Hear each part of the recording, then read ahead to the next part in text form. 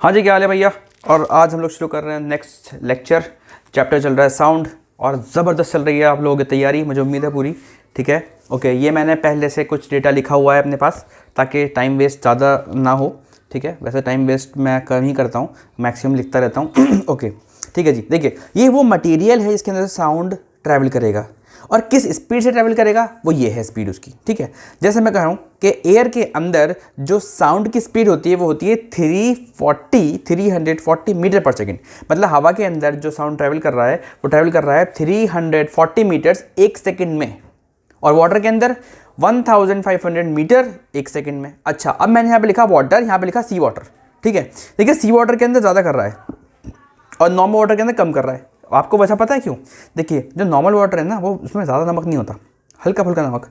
लेकिन जो सी वाटर है तो वो तो बहुत ज़्यादा सलाइन है, बहुत ज़्यादा सैलिनिटी है उसके अंदर, 3.5%, मतलब नमक बहुत है उसके अंदर। ठीक है, तो उसकी वजह से इसमें स्पीड बढ़ जाती है। फिर आयरन स्टील में 5000 मीटर पर सेकेंड, एल्यूमिनियम में 6420 मीटर पर सेकेंड, और ग्रेनाइट में, ये भी एक तरह का एलिमेंट है, 6000 मीटर पर सेकेंड। ठीक है जी, ओके। मुझे उम्मीद है कि यहाँ तक आपको सारी की सारी बातें समझ में आ गई होंगी। चलिए हम लोग शुरू करते हैं अपना नई line, that is sound travels slowest in gases. ठीक है भैया, ये बात सच है, साउंड ट्रेवल्स स्लोएस्ट इन गैसेस। ठीक है, फास्टेस्ट नहीं लिख रहा हूं, फास्टर लिख रहा हूं। Slowest in gases, faster in liquids and fastest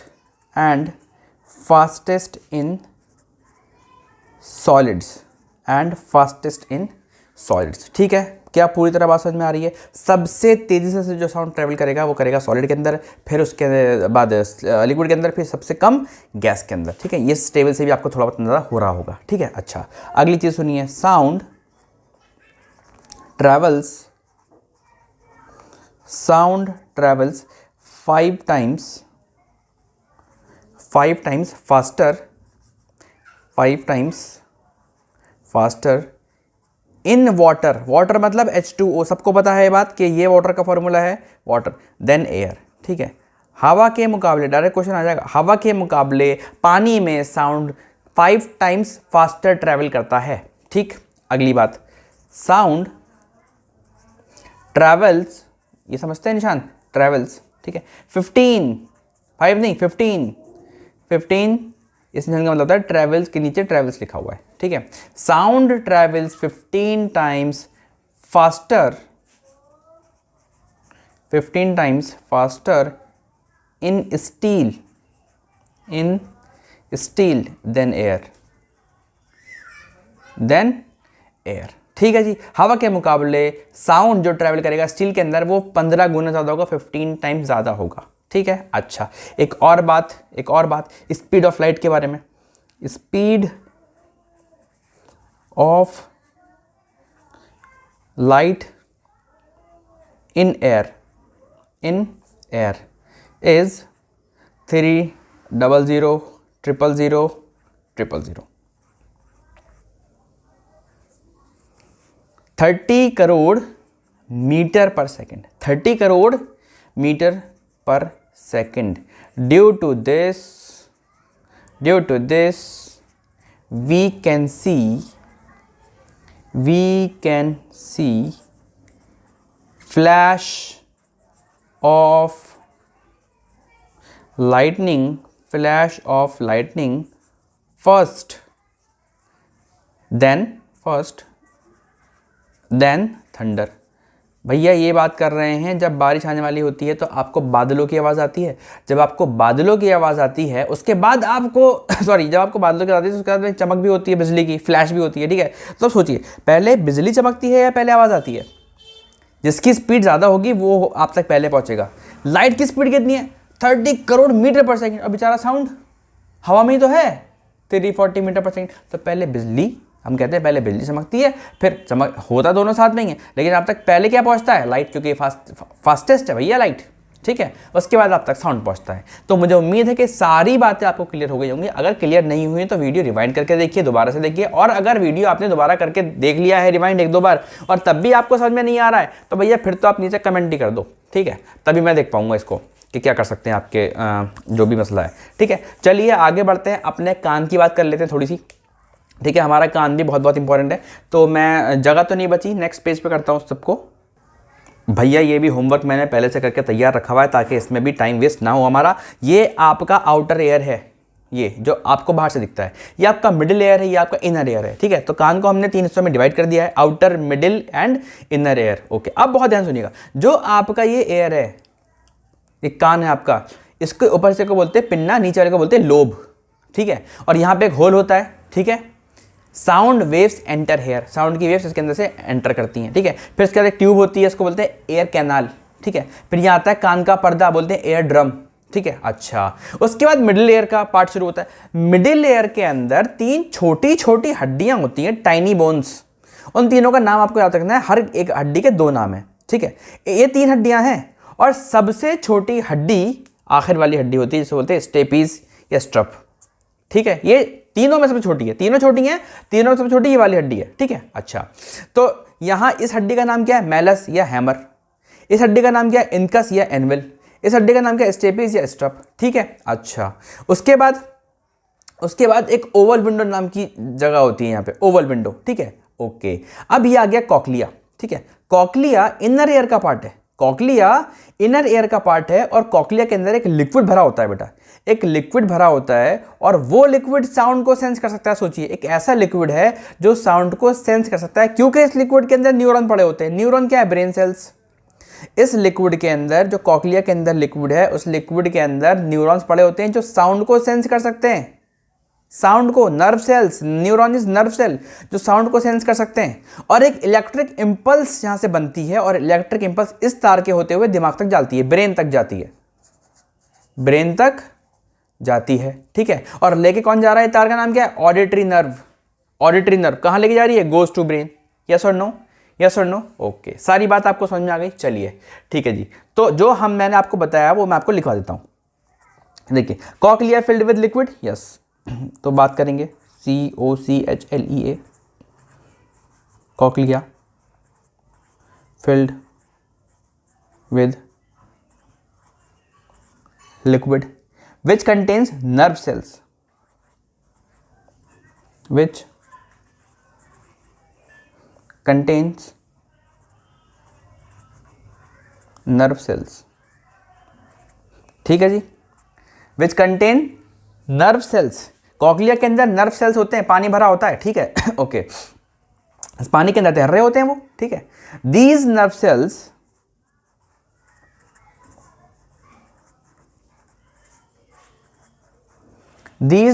sensitive to sound,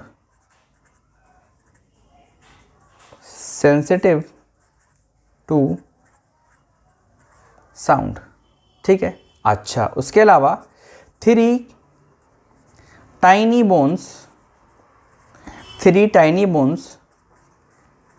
act as a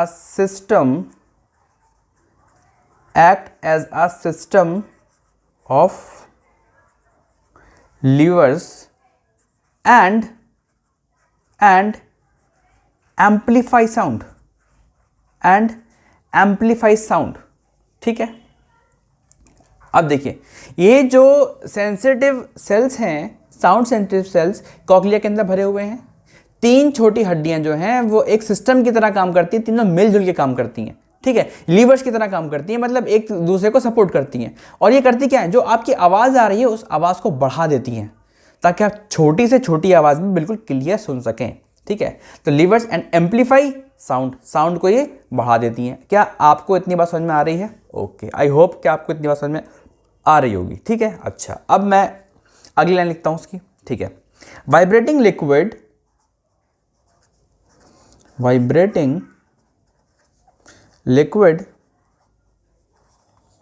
of cochlea sets up electrical electrical impulse,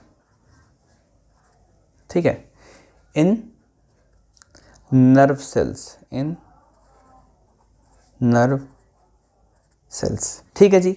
okay, मुझे उम्मीद है कि आपको इतनी बात समझ में आ रही हो। देखिए, मैं कहना ये चाह रहा हूँ कि जो भी कॉक्लिया के अंदर नर्व सेल्स हैं वो अपना सिग्नल पहुँचाते हैं, ठीक है, वो बात अपनी यहाँ तक पहुँचाते हैं ब्रेन तक, ब्रेन का समझ जाता है कि क्या बात अब मेरे कान में आ रही है, ठीक है। तो वो काम करता कौन है? वो काम करते हैं न्यूरॉन जो इसके अंदर पड़े हुए हैं, नर्व सेल्स जो इसके अंदर पड़े हुए हैं, न्यूरॉन नर्व सेल एक ही बात है, ठीक है। कैसे करते हैं भाई? इलेक्ट्रिकल इम्पल्स एक करंट का झटका एक भेजते हैं, ठीक है।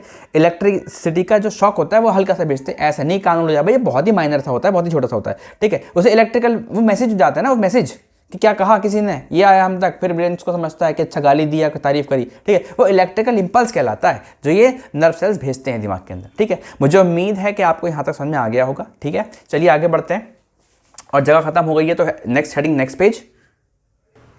ओके, तो हो गया था हमारा ईयर तो हो गया था। अब बात करते हैं थोड़ी सी वाइब्रेशंस के बारे में। देखिए, वाइब्रेशंस का दूसरा नाम ऑसिलेशंस भी है, ठीक है। तो मैं पहले लिखूंगा ऑसिलेशन ताकि आपको ये भी याद रहे, LATIONS, ऑसिलेशंस।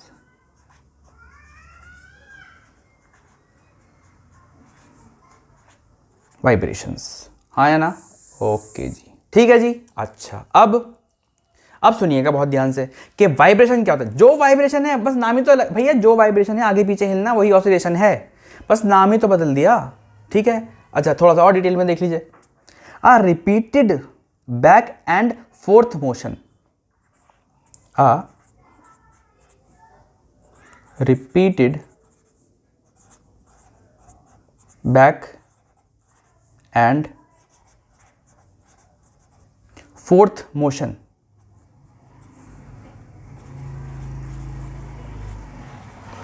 is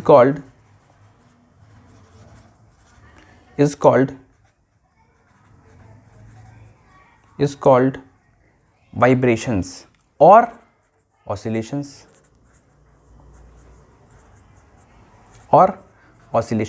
ठीक है। आप समझ भैया, बैक एंड फोर्थ मतलब बैक पीछे आगे, पीछे आगे, पीछे आगे वाला जो मोशन है उसी को हम वाइब्रेशंस या ऑसिलेशंस बोलते हैं, ठीक है। अच्छा, अगली बात सुनिए। every vibration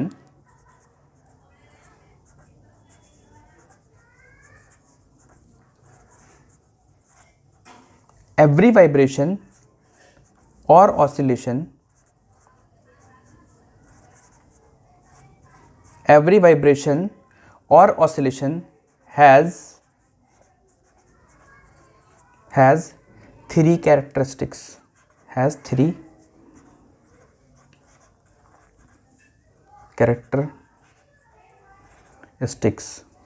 क्या तीन कैरेक्टरिस्टिक होती हैं बेटा? हर ऑसिलेशन, हर वाइब्रेशन के साथ होती हैं 3 कैरेक्टरिस्टिक, और ये बहुत ही कंफ्यूजिंग और बहुत ही ज़्यादा डिस्टर्ब करेंगे आपको आगे, अगर आपने अभी नहीं समझा तो। आप समझ भी लेंगे और आपने रिवाइज नहीं किया तब भी आपको दिक्कत होगी।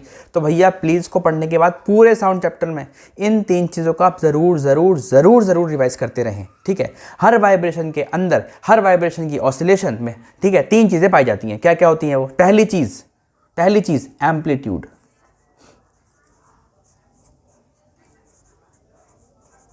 एम्पलीट्यूड, दूसरी चीज टाइम पीरियड,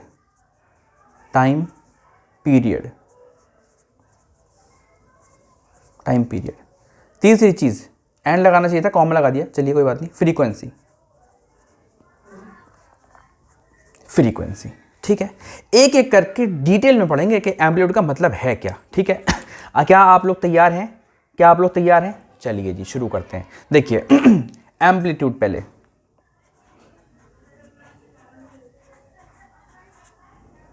अब भैया टी आएगा, AMPLITUD, ये है स्पेलिंग। कभी इसी पे कमेंटिंग करनी शुरू कर दें आप लोग। चलिए खैर, एम्पलीट्यूड भैया क्या होता है, बहुत ध्यान से सुन लेना यार प्लीज़ यार, ठीक है। The maximum displacement of vibrating object, the maximum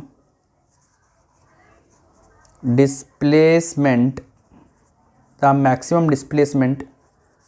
of a vibrating of a vibrating object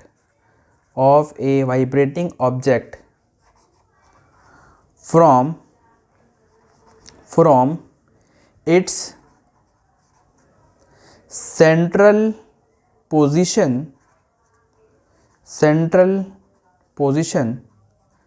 is called the amplitude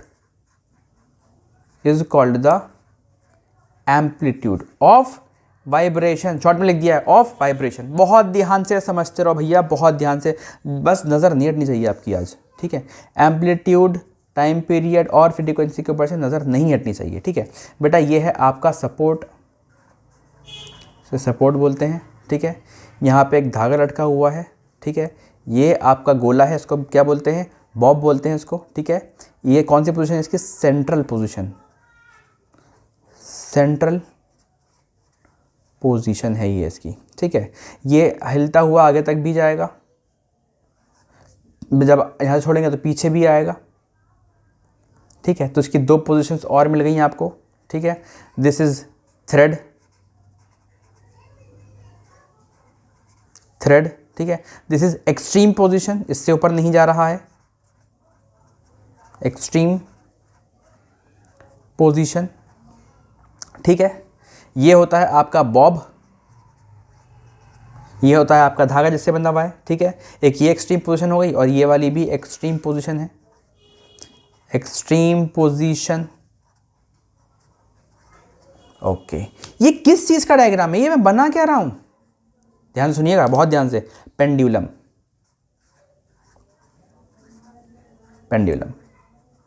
देखिए भाई हुआ क्या है यहाँ पे, मैंने एक जगह पे धागा बांध दिया, उसके अंदर एक गोला बांध दिया, ठीक है। अब मैंने गोला यहाँ से छोड़ दिया मैंने गोला, तो ये ऐसे हिल रहा है, ये इससे ऊपर नहीं जा रहा, इससे ऊपर नहीं जा रहा, मतलब ये इसकी एक्सट्रीम पोजीशन हो गई, ये इसकी एक्सट्रीम पोजीशन हो गई, ठीक है। ये इसकी सेंटर पोजीशन हो गई, किसकी, बॉब की, मतलब ये पूरा जो है ये पेंडुलम कहलाएगा, ये बॉब है और ये धागा है, इसका थ्रेड है ये।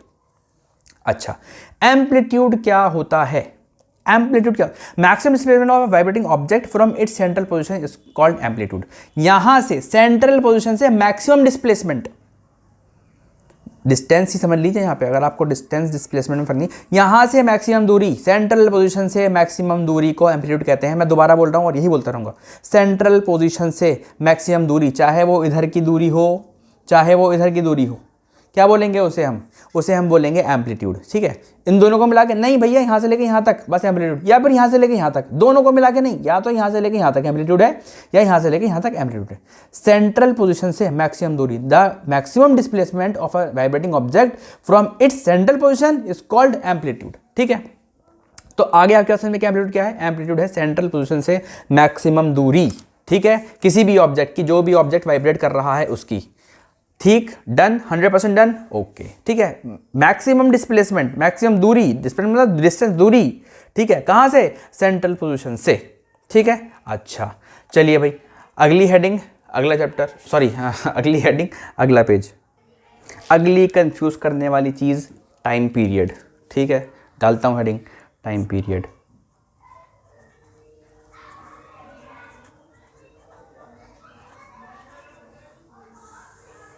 टाइम पीरियड, ठीक है, समझिएगा क्या हुआ, देखिए, the time taken by a vibrating object, the time taken by a vibrating object to complete one vibration, to complete one vibration is called its time period, is called its time period, ठीक है। Vibration को आप लिख सकते हैं oscillation भी, कोई फर्क नहीं पड़ता, ऑसिलेशन,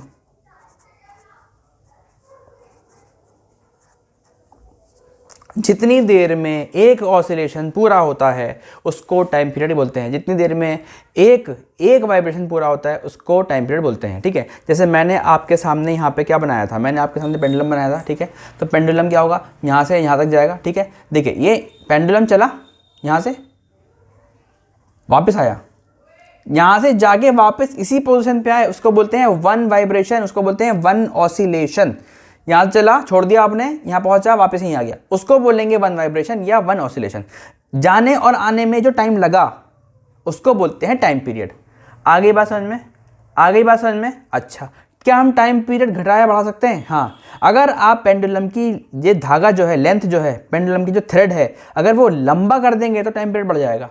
मतलब अगर आपने ये लंबा कर दिया तो यहाँ से यहाँ तक पहुँचने के लिए इसको टाइम ज़्यादा लगेगा और वापस आने के लिए भी टाइम ज़्यादा लगेगा। यहाँ से जाएगा, यहाँ वापस आएगा। एक ऑसिलेशन पहले अगर 1 सेकंड में हो रहा था, तो अगर आपने धागा बढ़ा दिया तो ये 1 सेकंड से ज़्यादा टाइम लेगा। ठीक है, इसका मतलब ये है, मैं लिखूंगा फिर अगली लाइन के time period of a pendulum, time period of a pendulum, time period of a pendulum depends only length of pendulum, length of pendulum। ठीक है, सुनिएगा ध्यान से। does not depend on amplitude of vibrations। भैया बहुत ही ज़बरदस्त बात है, बहुत ज़बरदस्त है। टाइम पीरियड जो है पेंडुलम का किस पे डिपेंड करेगा? लेंथ ऑफ पेंडुलम पे डिपेंड करेगा। मतलब इस चीज़ पे ये है लेंथ ऑफ पेंडुलम, भैया ये है लेंथ ऑफ पेंडुलम। ठीक है, एम्पलीट्यूड पे डिपेंड नहीं करेगा कि और दूर तक जा रहा है और नहीं, उससे नहीं। अगर धागा लंबा है तो ही टाइम पीरियड बढ़ेगा, चाहे आप इसे यहाँ से फेंको, टाइम ये तो उतना ही लेगा। ठीक है, लेकिन अगर आपने धागा लंबा कर दिया, इसका थ्रेड लंबा कर दिया पेंडुलम का, तो फिर टाइम पीरियड बढ़ जाएगा। ठीक है, चलिए डालते हैं अगली हेडिंग, दैट इज अनदर क्या बोलते हैं, मुश्किल आप लोगों के लिए चीज़। अनदर मुश्किल चीज़ क्या हो सकती है भाई? मोस्ट कंफ्यूजिंग चीज़, अनदर कंफ्यूजिंग चीज़ क्या है? फ्रीक्वेंसी। क्या है? Frequency.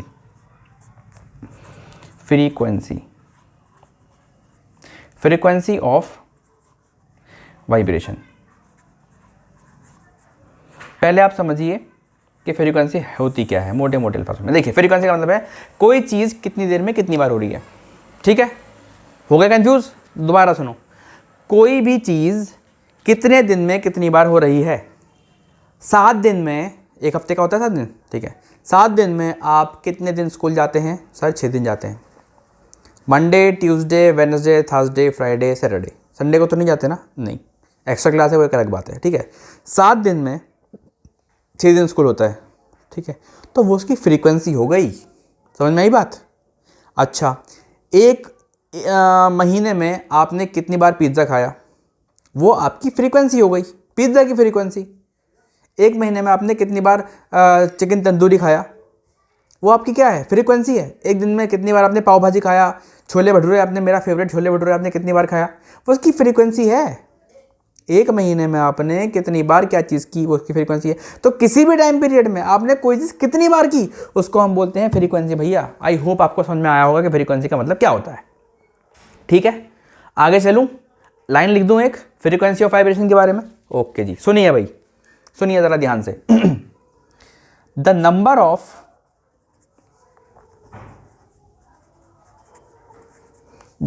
Of vibrations,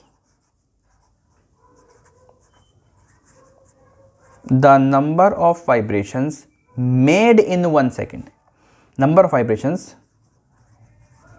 made in 1 second। भैया मैं आपको अपने छोले भटूरे की फ्रीक्वेंसी बताना चाहता हूँ लास्ट मंथ की। 0 नहीं खाने को मिला यार, नहीं खाया मैंने। खैर चलिए, the number of vibrations made in 1 second is called is called the frequency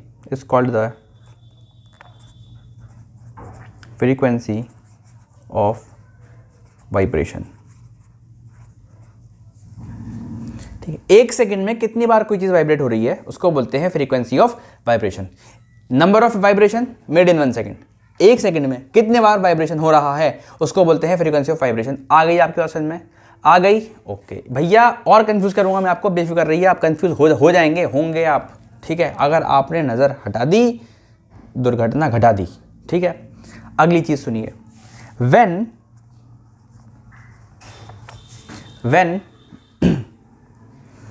frequency, sorry भैया फ्रीक्वेंसी मेजर तो लिख दूं पहले।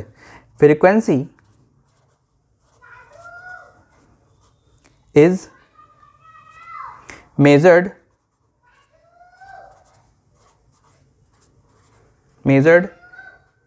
इन, पेन चेंज कर रहा हूं, इन hertz.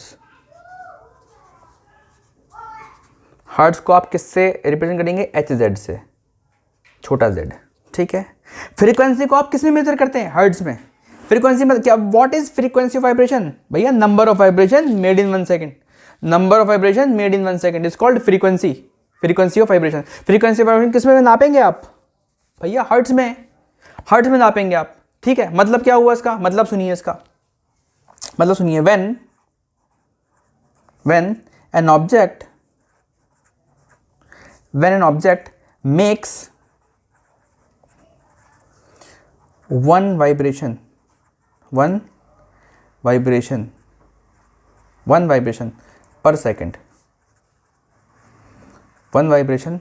per second, or one oscillation, भैया ये ऑसिलेशन लिखा है, 1 oscillation per second, its frequency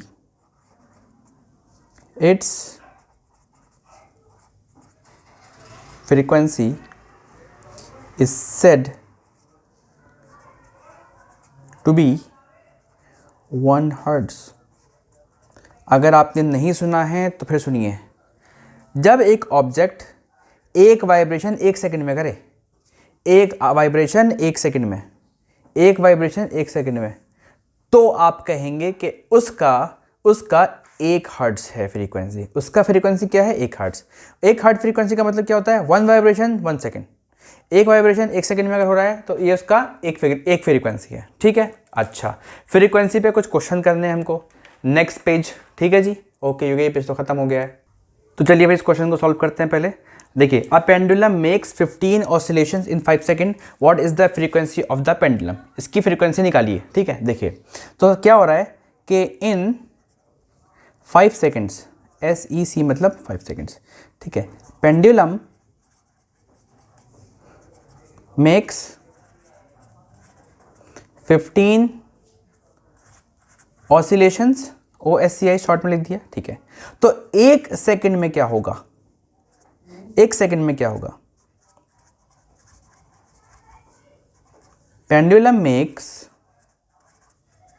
15 upon 5 oscillation, 5 oscillation, तो 5 3 जा 15 मीन्स 3 ऑसिलेशंस। ठीक है, 3 ऑसिलेशंस पर सेकंड इसकी फ्रीक्वेंसी आ गई। हाँ है ना? अरे बहुत सिंपल है ना भैया, 1 सेकंड में कितनी बार, यही तो था। ठीक है, ये कह रहे हैं 15 ऑसिलेशन 5 सेकंड में। ठीक है, तो 15 को 5 से डिवाइड कर दिया आपने, 3 ऑसिलेशन निकल के आ गया, 3 ऑसिलेशन पर सेकंड। ठीक है, तो फ्रीक्वेंसी क्या हो जाएगी इसकी? 3 ऑसिलेशन पर सेकंड है ना। ठीक है, तो फ्रीक्वेंसी क्या हो जाएगी इसकी? Frequency is FR is equal to, frequency is 3 hertz, HERTZ, और ब्रैकेट में क्या लिखते हैं इसको? H और Z। ठीक है, अब नीचे वाला क्वेश्चन देखिए, what is the time period of a pendulum which is vibrating with a frequency of 10 hertz? इसका टाइम पीरियड निकालना है। देखिए फॉर्मूला याद रखिए, time period is equal to 1 upon frequency. ठीक है, या फिर आप ये भी कह सकते हैं कि जो टाइम पीरियड है बेटा, ठीक है, वो फ्रीक्वेंसी का उल्टा होता है, रेसिप्रोकल होता है। ठीक है, ये फॉर्मूला है, आपको याद रखना है। मैं इस पर एक डिब्बा बना देता हूँ, ब्रैकेट में आपको याद रखना पड़ेगा, ठीक है, या फिर मैं लिख दूँ इसको यहाँ पे, देखिए सुनिए, लिख देता हूँ, आपको आसानी रहेगी। Time period is equal to the उल्टा ना, रेसिप्रोकल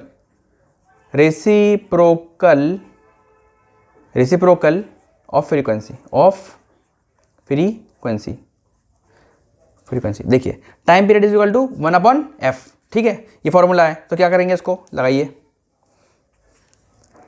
1/f, f कितना है, हर्ट्ज में फ्रीक्वेंसी दे रखी है ना, 1/10, कर दिया आपने डिवाइड, इसको इससे क्या आया, 0.1 सेकेंड, 0.1 सेकेंड आ गया आपका टाइम पीरियड। आप ये तो पूछ रहे थे time period what is 0.1 second, ठीक है जी, आ गई आपकी आसान में। ओके, चलिए भाई थोड़ा सा और आगे बढ़ते हैं। तो देखिए भाई, ये वाला क्वेश्चन, ये लास्ट क्वेश्चन है हमारा। एक मच्छर जो है बेटा वो उड़ रहा है और वो 500 वाइब्रेशन कर रहा है 1 सेकंड के अंदर, 500 वाइब्रेशन कर रहा है 1 सेकंड के अंदर, ठीक है, अपने परों का वाइब्रेशन कर रहा है 1 सेकंड के अंदर। 1 सेकंड में परों को 100 बार 500 टाइम्स वो घुमा रहा है, मतलब वाइब्रेट कर रहा है। तो आपको इसका टाइम पीरियड निकालना है। कैसे निकालेंगे, देखिए टोटल वाइब्रेशंस कितने हैं, 500, यही तो है भैया, टीवी मतलब टोटल वाइब्रेशंस। टाइम टेकिन, कितना टाइम ले रहा है, टाइम टेकिन 1 सेकंड ले रहा है भैया, 1 सेकंड के अंदर 500 बार अपने पर मार रहा है, ठीक है, okay. Time taken to complete vibration कितना होगा, time taken to complete VIB मतलब वाइब्रेशन कितना हो जाएगा, ये 1/500 इज इक्वल टू, काटेंगे इसको इससे, क्या आएगा 0.002 सेकेंड। डिवाइड करके देख लीजिएगा, बहुत ही आसान डिवाइड है, ठीक है। तो टाइम पीरियड कितना होगा बेटा इसका, this is your time period.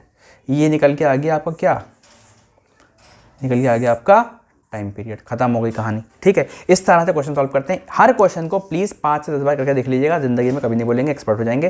Numerical आते भी नहीं हैं, बहुत कम आते हैं न्यूमेरिकल, पिछले 10 साल से इक्का दुक्का न्यूमेरिकल आए होंगे, लेकिन फिर भी आपको प्रैक्टिस तो करनी है, ठीक है जी। आज के लिए इतनी काफ़ी है, कल हम लोग शुरू करते हैं नया टॉपिक। Okay bye.